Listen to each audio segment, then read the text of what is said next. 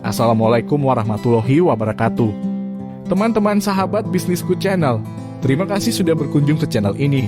Jangan lupa subscribe, like, komen, dan share video ini sebanyak-banyaknya kepada teman-teman dan para sahabat. Bisnis sewa properti memang dikenal punya prospek cerah sejak dulu. Baik itu bisnis rumah kontrakan maupun kos-kosan, keduanya sama-sama memiliki peminat yang tinggi. Namun mana ya yang lebih menguntungkan? Buat yang berniat untuk berkecimpung di dunia bisnis ini, cek dulu kelebihan dan kekurangan rumah kontrakan dan kos-kosan. Setelah dibahas kelebihan dan kekurangan bisnis kontrakan pada video sebelumnya, sekarang kita bahas kelebihan dan kekurangan bisnis kos-kosan.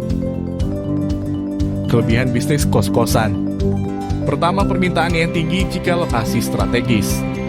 Apabila lahan tempat berdirinya kos-kosan berada di lokasi yang dekat dengan aktivitas perkantoran atau kampus, permintaan akan kamar kos otomatis tinggi. Kedua, bisa mendapatkan untung dari usaha lain. Anak kos biasanya akan mengandalkan fasilitas yang disediakan oleh rumah kos untuk memenuhi kebutuhan sehari-hari mereka, mulai dari cuci setrika pakaian hingga membersihkan kamar. Sebagai pemilik kos, kamu bisa memanfaatkan peluang ini dengan menyediakan jasa yang banyak dibutuhkan tersebut. Selain mendapatkan passive income dari biaya sewa kos, kamu juga bisa mendapatkan cuan dari sini. Ketiga, bisa diawasi terus-terusan. Berbeda dengan rumah kontrakan di mana kamu akan benar-benar melepaskan rumah kepada penyewa. Ketika berbisnis kos-kosan, kamu bisa sembari mengawasi dan mengelolanya. Lebih mudahnya lagi, kamu bisa mempekerjakan orang yang dipercaya untuk mengelola rumah kos tersebut. Hal ini bisa jadi salah satu tindakan preventif dari kerusakan-kerusakan yang merugikan. Keempat, pemasukan cenderung lebih tinggi daripada rumah kontrakan. Memang menyewakan kos-kosan butuh usaha lebih dibandingkan menyewakan rumah. Namun sebetulnya jika dibandingkan penghasilan dari usaha menyewakan rumah kos jauh lebih besar dibandingkan dari menyewakan rumah secara kontrak.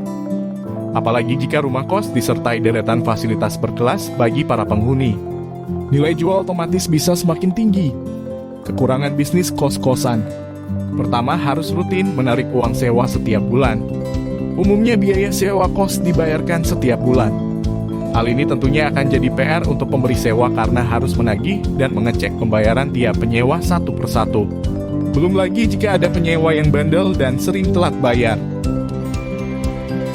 Kedua, sangat bergantung dengan kondisi sekitar. Lantaran rumah kos lebih sering disewa oleh mahasiswa atau pekerja kantoran. Hidup bisnis kos-kosan akan sangat bergantung pada kantor dan kampus di sekitarnya. Jika lokasi kantor atau kampus tersebut pindah, otomatis penyewa pun akan ikut pindah. Hal ini membuat bisnis kos-kosan lebih berisiko ketimbang rumah kontrakan. Ketiga, permintaan sedang menurun akibat pandemi.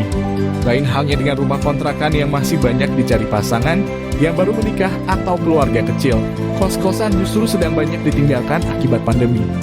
Pasalnya, mahasiswa masih menjalankan perkuliahan jarak jauh melalui online.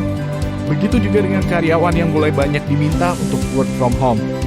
Inilah yang membuat pemilik bisnis kos-kosan harus mengencangkan ikat pinggang karena pemasukan semakin berkurang.